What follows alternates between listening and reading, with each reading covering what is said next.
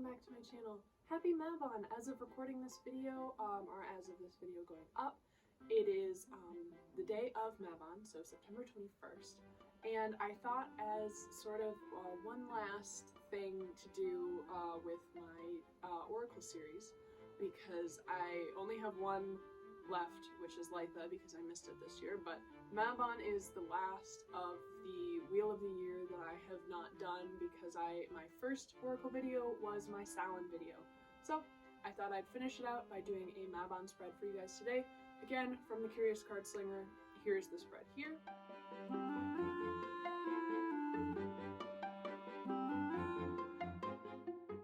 So yeah, let's get started. I'm going to shuffle these cards and we're going to deal them out, flip them all over, you know the drill.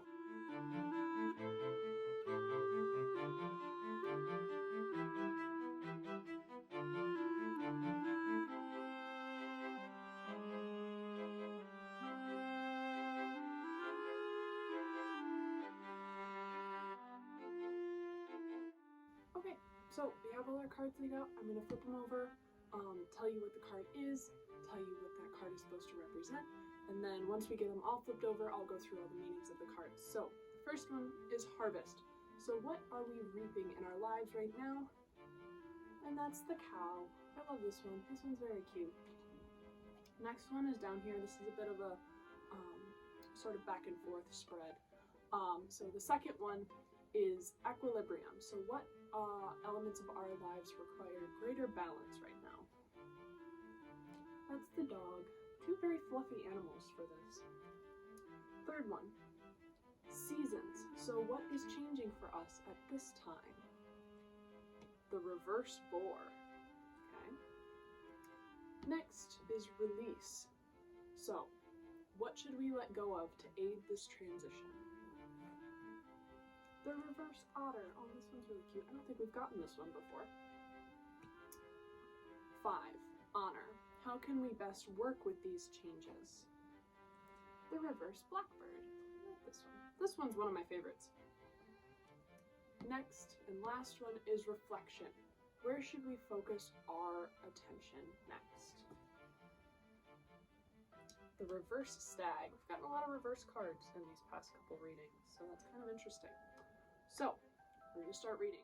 So, in our lives right now, we are reaping what the cow says, and it says, the cow opens us to an awareness of the goddess. Her generosity, healing, and nourishing power is present all around you, your friends and children, in your food and drink, in your dreams, and particularly in the natural world that you are blessed to live in. She brings protection from all harmful influences, and by attuning to her presence, you can gain the inestimable benefits of a deep and peaceful sleep. By opening yourself to the cow and to her sacred quality as a manifestation of the goddess on the earth, you will be connecting to the perpetual stream of nourishing energy that flows from the goddess to each one of us. To experience this, there is nothing you need to do. So we're reaping the general rewards of life. There's nothing that we've necessarily done or need to do to reap benefits in this time of our lives. Next, we have the equilibrium, the dog. So, the aspects of our lives that need greater balance, the dog says it brings guidance and protection, acting as a loyal companion and friend on your journey in both this life and the next. In the Druid tradition, the dog is seen as the guardian of mysteries. As such, he can be fierce, but if our intentions are good, the dog will lead us over the threshold, through the darkness and the waters of the unconscious, towards the shimmering realm of the goddess. The time may come when you need to act with the spirit of the dog to defend your values or protect that which you hold sacred. Faithfulness, trust, and loyalty are vital in close relationships, and the time may have come for you to focus on these qualities, to develop them gradually in yourself and appreciate them in others. So we're looking for our balance in our relationships. So we need a balance between our close relationships, between our not as close relationships, between platonic, romantic, familial, professional, whichever relationships you have. Focus on balancing those, sort of like a work-life balance almost, which is sort of fitting because I know that many of us are going back to school now, so we sort of have to figure out how we can balance things, balance our relationships between each other.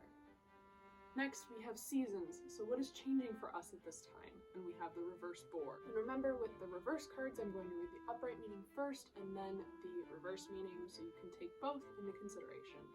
So, the reverse boar, what's changing for us at this time? It says the boar can open you to the warrior spirit, helping you to find your direction in life. A wild and powerful animal, he calls you into the forest to discover a secret about yourself and about the world. The ritual boar paths that exist in Wales, Cornwall, Scotland, and Ireland exist in the inner world too. And if you follow them, you will come face to face with an animal embodying the wild and untamed power that lives within all of us. Stare closely at him, and you will discover he is a representative of the goddess. His skin can heal you, he can inspire you to write music and poetry, his primal power can make you leader or chief. See if you can use your wildness and your energy for genuine acts of heroism in a world that longs for insight and healing. Then the reverse meaning, it says, there is a close connection in tradition between madness and the boar or pig. This folly is expressed by the Morris dancer who beats the audience with a pig's bladder. But, at a more serious level, those who were mad were often made to act as swineherds. Merlin, in his period of madness, talks to pigs, and within this image is conveyed the concept that madness and insight are closely allied. Sometimes we have to go through a period of breakdown to allow something deeper to enter our lives. The boar is the emissary of the terrible mother, also the initiator. So that one's a little more, I don't know what the right word is, but not as cheerful. But we are changing. We may be sort of breaking down a lot of things. Maybe some relationships aren't working out. Maybe you're having a really tough time starting school again. But we have to go through those breakdowns to begin to change into what we are meant to be. Next, we're talking about release with the reverse otter. So what should we let go of to aid in this transition? So the upright otter means, it says the otter invites us to play, to go with the flow of life and experiences, to become a child again. Allow yourself the freedom and pleasure of relaxing and letting go of all your daily concerns. The otter could be prompting you to take a day or weekend out of your usual routine, to do something purely for fun. Your practical self may tell you that you cannot afford the time, but deep down you know that you need to take care of yourself to be a real value to others. Someone may even be coming into your life who will show you how to play again, something you may have forgotten as you accepted the responsibilities of growing up. The otter shows us that being playful can even lead us to catch salmon, a fish prized by the Druids as a totem of wisdom. Drawing this card also confirms in us the sense that we are truly protected. Then the reverse meaning, it says, are you pushing the river? Are you going against the natural course of events, perhaps out of fear or stubbornness? Try letting go, relaxing, and trusting in life. Although the otter urges us to be playful, we must be aware of becoming the playboy or girl who uses play as an escape from the demands and responsibilities of adulthood. So, we just have to, in general, let go. We have to make sure that we're going with the flow, but we also have to keep a level head, because if we are to go with the flow, nothing will get done, and we won't be able to go with our transitions or go with our changes. Next card is Honor, which the reverse blackbird. How can we best work with these changes? So the upright blackbird says, the blackbird calls us from the gateway between the two worlds, urging us to follow a spiritual path or to become more self-aware. He calls to us in the twilight, showing us the path to otherworldly secrets, pointing out the ways in which we can discover more about our hidden motivations and potential. There are times in life when it is important to concentrate on the outer world and your responsibilities in that world. But there are also times when you must attend to the haunting song of your soul, which calls you to a study of spiritual truths, and to an exploration of the inner world through dreams and myths. In heeding the blackbird song, you will discover healing and new depths in your soul. The reverse meaning says the blackbird is the smith's bird, and his own song may be calling you to work the forge of your own heart, to create a life of passion and purpose. All four elements are used in metalworking, and to create a healthy and balanced life, we must work with the power of the four elements, integrating and developing our minds and hearts, our instinct and our intuition. Just standing at the gateway between the two worlds without truly working in either is a denial of our own power and responsibility.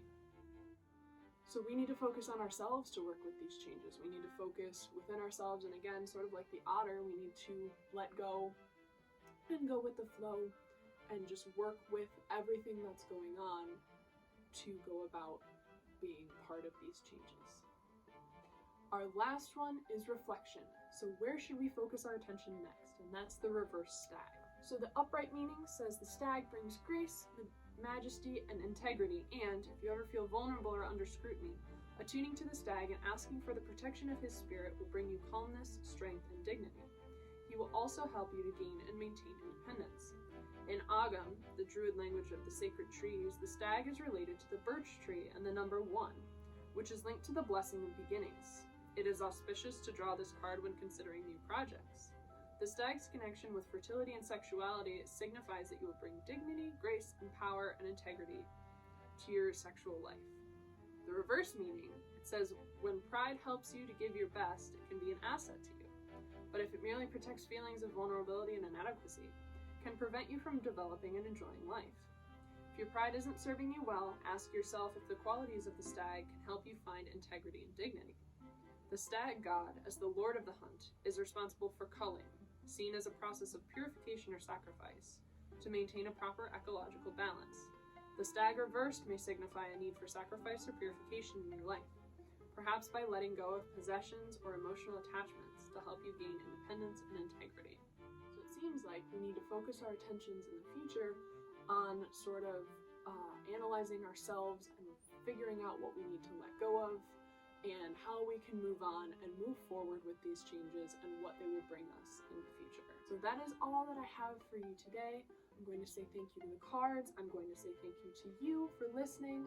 Thank you for being here. If you've been here for all of my, I would say all 8, but all 7 of my Oracle videos, I thank you so much. I really appreciate it. I've had so much fun doing these. But yeah, so that is all I have for this video. If you liked it, let me know down in the comments below. As always, take what resonates, leave what doesn't. Leave a like, subscribe if you haven't, and I will see y'all in the next video. Love y'all, and happy Mabon.